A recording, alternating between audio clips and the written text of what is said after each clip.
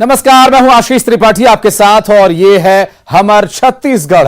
रायपुर से बड़ी खबर से करेंगे शुरुआत। अगस्त में प्रधानमंत्री नरेंद्र मोदी छत्तीसगढ़ आ सकते हैं। दरअसल अगस्त के पहले पखवाड़े में उनके आने की संभावना है। रायगढ़ और नगरनार प्रधानमंत्री नरेंद्र मोदी जा सकते हैं और लगातार दौरे से हलचल बढ़ गई है, क्योंकि आगामी चुनावों को देखते हुए भारतीय जनता पार्टी किसी भी तरह से कोई कोर कसर यहां छत्तीसगढ़ में छोड़ना नहीं चाहती। एक बार फिर से सत्ता में आने का रास्ता तलाश रही है भारतीय जनता पार्टी और ऐसे में अपने पार्टी के स्टार प्रचारक प्रधानमंत्री नरेंद्र मोदी को यहां पर आमंत्रित किया गया है। और इस महीने के बाद जो अगला महीना अगस्त लगेगा और अगस्त महीने के पहले ही पखवाड़े में वे आएंगे, तो जाहिर है 15 अगस्त का चूंकि कार्यक्रम लाल किले पर रहता है, प्रधानमंत्री नरेंद्र मोदी को वहां पर मौजूद होना होगा। तो ऐसे में 14-15 अगस्त से पहले यानी 1 से लेकर के 13 अगस्त के बीच में प्रधानमंत्री नरेंद्र मोदी का कार्यक्रम किसी एक दिन तय हो सकता है। हालांकि तिथि तय होते ही, डेट सामने आते ही आप तक जानकारी पहुंचाएंगे। और इस पूरे कार्यक्रम को लेकर क्या कुछ तैयारियां भारतीय जनता पार्टी की तरफ से की गई हैं और चूंकि आगामी विधानसभा चुनावों को देखते हुए काफी महत्वपूर्ण ये दौरा हो सकता है। और चूंकि ये छत्तीसगढ़ राज्य है और यहां पर लगातार अमित शाह के दौरे हुए हैं और अब प्रधानमंत्री नरेंद्र मोदी एक बार फिर छत्तीसगढ़ आ रहे हैं। ऐसे में क्या तैयारियां रहेंगी, इस पर डिटेल्स आप तक पहुंचाएंगे। और हमारी सहयोगी ममता लांजेवार इस वक्त हमारे साथ जुड़ रही हैं, उनसे बात करेंगे। ममता, प्रधानमंत्री नरेंद्र मोदी का एक और दौरा अभी हाल के दिनों में अभी होकर गए हैं प्रधानमंत्री, और इससे पहले लगातार अमित शाह का भी दौरा होता रहा है। और क्या डेट्स तय हो पाई हैं, क्या कुछ डिटेल्स हैं प्रधानमंत्री के आगमन को लेकर?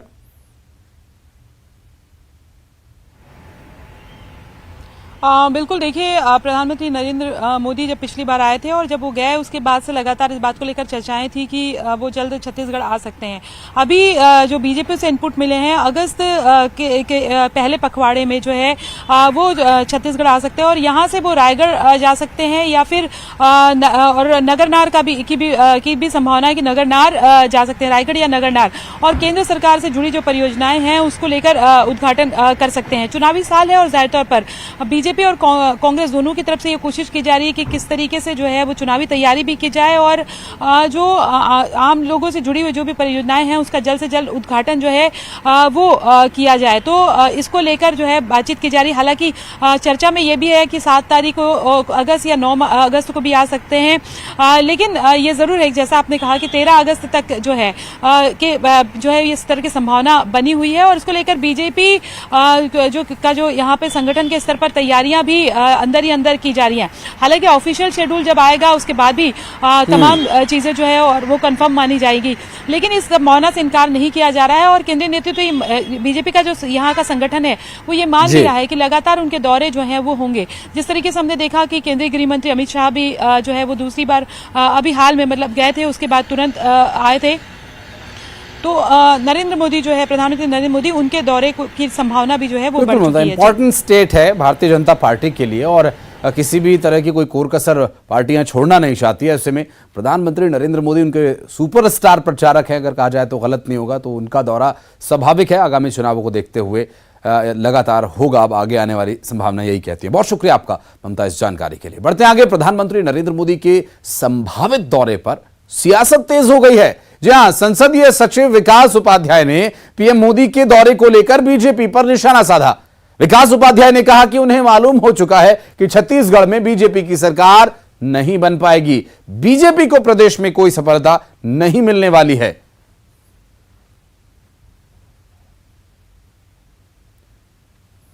4 महीने में विधानसभा के चुनाव हैं। लगातार कांग्रेस पार्टी की भूपेश बघेल जी की सरकार जनहित के मुद्दों पर काम कर रही है और जैसे कि चुनाव की तैयारी को लेकर लगातार बैठकें चल रही है। अखिल भारतीय कांग्रेस कमेटी की राष्ट्रीय महासचिव कुमारी शैलजा जी यहाँ लगातार रेगुलर रूटीन में उनका टूर बन रहा है, अलग अलग जिलों में जा रही है, अलग अलग संभागीय कार्यक्रम हो गए और जोन सेक्टर के लोगों की ट्रेनिंग हो चुकी है। अब आने वाले दिनों में कैसे चुनाव को लेकर जो कांग्रेस की योजनाएं जो जनहित में की गई 4.5 साल में जो कार्य किए गए, जिससे प्रत्येक व्यक्ति प्रत्येक घर को फायदा पहुंचाने का काम किया गया, उसको लेकर रणनीति बन रही है। और रायपुर से एक बड़ी खबर, आज कांग्रेस की एक बड़ी बैठक होनी है। मुख्यमंत्री आवास पर होने वाले इस बैठक में कांग्रेस के बड़े नेता पहुंचेंगे। फ्रंट लाइन लीडरशिप की मौजूदगी में यह बैठक होगी। दरअसल कुमारी शैलजा, दीपक बैज, भूपेश बघेल और निगम मंडलों की नियुक्तियों पर यहां चर्चा करने के लिए जुटेंगे। प्रदेश प्रभारी कुमारी शैलजा, प्रदेश अध्यक्ष दीपक बैज, प्रदेश के मुख्यमंत्री भूपेश बघेल के साथ कुछ और बड़े चेहरे इस बैठक में शामिल हो सकते हैं। लगातार हमारी भी नजर इस पर रहेगी, जानकारी आप तक पहुंचाएंगे। प्रदेश में कांग्रेस पार्टी अपने निगम मंडलों में नियुक्तियों को लेकर चर्चा करेगी आज मुख्यमंत्री आवास पर। और रायपुर में नए मतदाताओं को साधने के लिए कांग्रेस पार्टी एक बड़ा दांव चलने जा रही है। Congress party first time voters से संवाद करके इन्हें अपनी ओर करने का प्रयास में जुटी हुई है। दरअसल मुख्यमंत्री Bhupesh Baghel first time voters से संवाद करेंगे my first vote to Bhupesh Baghel campaign के तहत, और कल ही इसकी लॉन्चिंग होनी है। दरअसल एनएसयूआई इस कार्यक्रम को आयोजित कर रही है, जो कि कांग्रेस पार्टी की छात्र इकाई है एनएसयूआई, और एनएसयूआई की यहां पर सक्रियता, वो भी फर्स्ट टाइम वोटर्स को लेकर ये नया कैंपेन चलाया जा रहा है। My first vote to Bhupesh Baghel, यानी मेरा पहला वोट भूपेश बघेल को। कांग्रेस प्रदेश प्रभारी कुमारी शैलजा इसमें शामिल होंगे। दीनदयाल उपाध्याय ऑडिटोरियम में कार्यक्रम होगा। एनएसयूआई के राष्ट्रीय अध्यक्ष नीरज कुंदन इसमें शामिल होंगे। और प्रदेश में लगभग 5 लाख नए वोटर्स अब तैयार हैं। तो ये voters my first vote to Bhupesh Baghel campaign से जुड़ेंगे या इस कैंपेन का उन पर क्या प्रभाव होगा, ये देखने वाली बात होगी। बीजेपी आज कलेक्टर कार्यालय का घेराव करने की तैयारी में है। दरअसल दोपहर 1 बजे रायपुर में कलेक्टर कार्यालय घेराव की तैयारी है। कांग्रेस के विधायकों पर भ्रष्टाचार का आरोप लगाते हुए रायपुर पश्चिम के कार्यकर्ताओं के साथ पूर्व मंत्री घेराव के लिए आएंगे। घेराव में 5000 कार्यकर्ताओं के शामिल होने का दावा किया जा रहा है।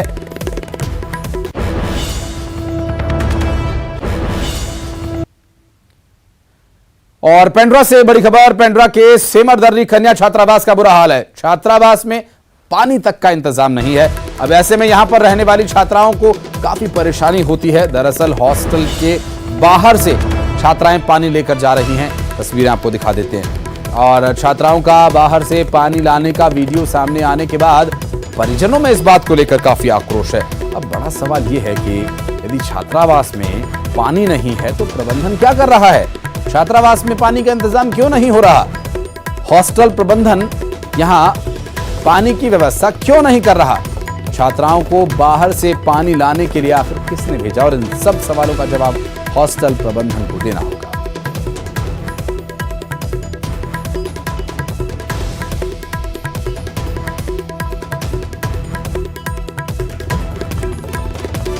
ये तस्वीरें जो हम आपको दिखा रहे हैं, दरअसल ये कन्या छात्रावास की वो छात्राएं पानी लेकर जा रही हैं। इस तस्वीर में दिखाई दे रही हैं जो इस हॉस्टल में रहती हैं। परिजनों को अब इस बात को लेकर आक्रोश है कि बच्चियां पढ़ने के लिए गई हैं, उनसे पानी की ढुलाई कराई जा रही है। वीडियो सामने आने के बाद अब परिजनों में भी इस बात को लेकर नाराजगी है। स्वाभाविक तौर पर नाराजगी ये बनती है। ऐसे में पेंड्रा से ये तस्वीरें सामने आई जिसमें हॉस्टल में रह रही छात्राओं को पानी भरने के लिए भेजा जा रहा है।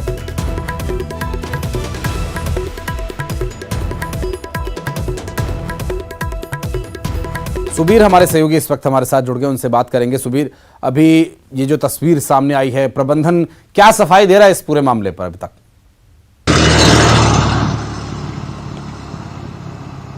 जी आशीष, बताना चाहूँगा कि ये जो सेमरदरी का मामला है, इस वीडियो के आने के बाद ही जो परिजन है वो परिजनों में तो रोष है। इसके साथ ही जो प्रबंधन है, हॉस्टल प्रबंधन है, वो इस बारे में कुछ भी बोलने से साफ मना कर रहा है। वहीं अगर ट्राइबल विकास विभाग की बात करें तो ये जो विभाग है बार बार ही लेटर जारी करके जो कन्या छात्रावास में किसी की भी एंट्री को मनाही करता है या फिर वहाँ पर जाना किसी के लिए भी अलाउ नहीं होता है। लेकिन लेकिन इसके बावजूद अगर छात्राओं को अगर पानी भरने के लिए बाहर भेजा जाए तो छात्राओं के सुरक्षा पे एक बड़ा सवालिया निशान उठता है। तो निश्चित तौर पे देखने वाली बात है कि जो कन्या छात्रावास से बाहर बच्चियां जो जा रही हैं और पानी भरने के लिए, इसके पीछे आखिर पानी भरने क्यों जा रही है, ये भी इस बात का जवाब देने के लिए प्रबंधन बिल्कुल सामने नहीं आ रहा है। और इससे साफ जाहिर होता है कि कन्याओं का जो सुरक्षा है उस सुरक्षा के साथ कहीं ना कहीं खिलवाड़ हो रहा है। जी, छात्रावास में रहने का सीधा सा मतलब यही है कि आपको सभी सुविधाएं वहां पर मिलेंगी, पढ़ने के लिए समय मिलेगा। लेकिन एक चीज और, यहां पर ये जो पानी की ढुलाई ये सब हो रही है, ये प्रशासन की जानकारी में भी है या फिर वो इससे अनजान हैं, अनभिज्ञ हैं?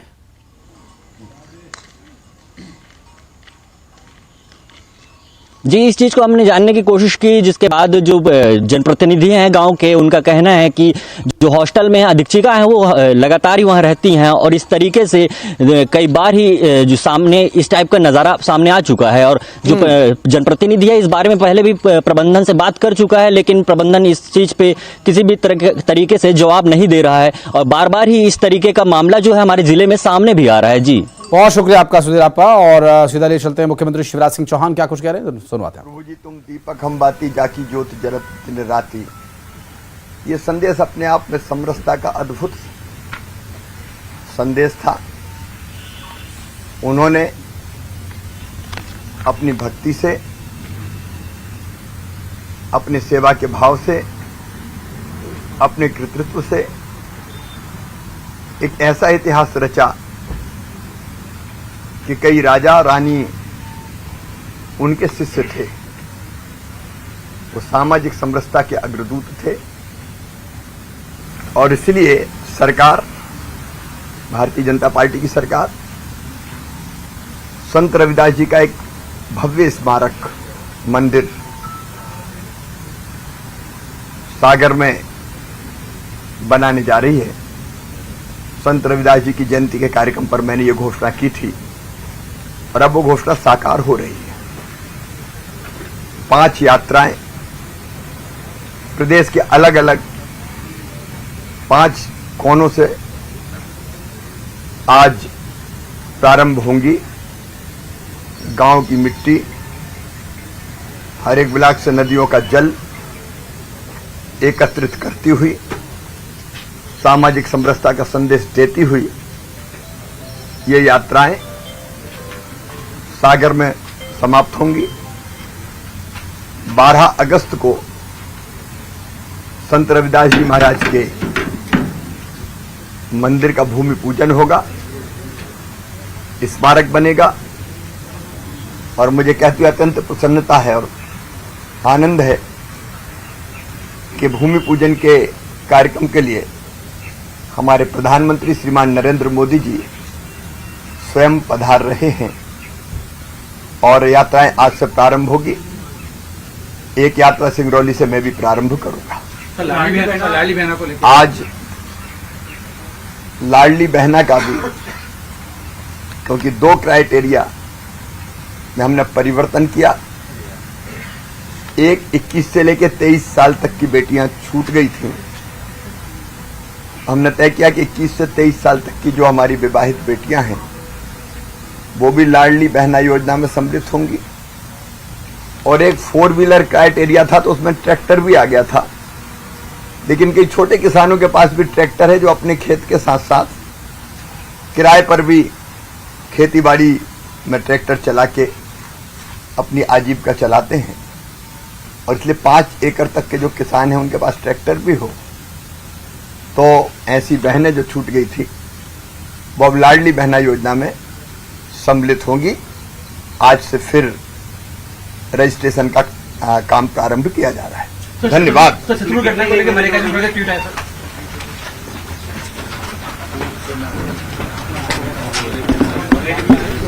और चलिए बढ़ते आगे। नारायणपुर से एक बड़ी खबर आपको बता दें, जिला अस्पताल के लेबर वार्ड में आग लग गई। दरअसल आग लगने से अस्पताल में हड़कंप मच गया। दरअसल प्रसूता विभाग में आग लगने का मामला और ये नर्सेज ने यहां पर नवजात बच्चों की जान बचाई, ये जानकारी मिल रही है। अस्पताल में आग पर काबू पा लिया गया है और फिलहाल जो स्थिति वहां पर आग लगने की वजह से बनी वहां के स्टाफ ने तुरंत तत्परता दिखाते हुए बच्चों को वहां से निकाला। नारायणपुर से ये पूरा दुर्घटना का मामला सामने आया और आग किस कारण से लगी अभी तक स्पष्ट नहीं हो पाया है।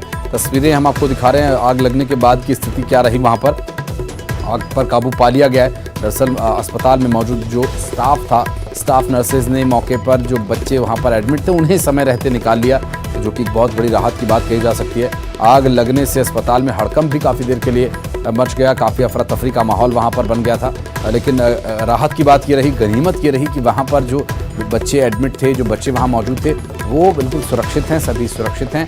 वार्ड में मौजूद सभी बच्चा सुरक्षित बताए जा रहे हैं और कारण क्या रहा ये जानने का प्रयास किया जा रहा है कि आग आखिर लगी तो लगी कैसे। नर्सेज ने बच्चों को बचा लिया था, सभी को वहां से निकाल लिया गया था समय रहते और आग लगने के कारणों की जांच की जा रही है। तस्वीरें ये सामने आई जहां पर ये एक लेबर वार्ड था, प्रसूता विभाग के वार्ड में आग लगने का मामला सामने आया। नारायणपुर से जिला अस्पताल में लेबर वार्ड में आग लगने का घटनाक्रम सामने आया। नर्सेज ने बच्चों को समय रहते निकाल लिया। अस्पताल में आग लगने के बाद कुछ देर के लिए अफरा तफरी का माहौल वहां पर बन गया था और आग बुझाने का प्रयास किया गया और अब वक्त रहते आग पर काबू पा लिया गया। श्रीनिवास नायडू हमारे सहयोगी इस वक्त हमारे साथ मौजूद हैं। श्रीनिवास, कैसे ये आग लगी, क्या कुछ जानकारी मिल पा रही इस बारे में? जी, देर रात की घटना है। यहाँ पर जिला अस्पताल के जो लेबर रूम है वहाँ पर अचानक शॉर्ट सर्किट का बताया जा रहा है आग लगने का कारण। जैसे ही आग लगी तो वहाँ मौजूद जो स्टाफ नर्स थी उसने अपने सूझबूझ से वहाँ पे जो प्रसूता है और जो नवजात शिशु है उनको तत्काल ही दूसरे रूम में शिफ्ट किया गया और तत्काल ही आग पर काबू पाने की कोशिश की और जो वहाँ स्टाफ मौजूद थे वो सभी ने आग पर काबू तो पा लिया, लेकिन जो वहाँ जो मौजूद अधिकारी थे वो मौजूद अधिकारी पहुंच नहीं पाए। अभी फिलहाल पूरी घटना की जांच की जा रही है कि आग लगने का कारण क्या है, उसके बाद ही स्पष्ट हो पाएगा। जी, बहुत शुक्रिया श्रीनिवास आपका इस जानकारी के लिए। और एक छोटे से ब्रेक के लिए खबरों का सिलसिला आगे बढ़ जाएगा।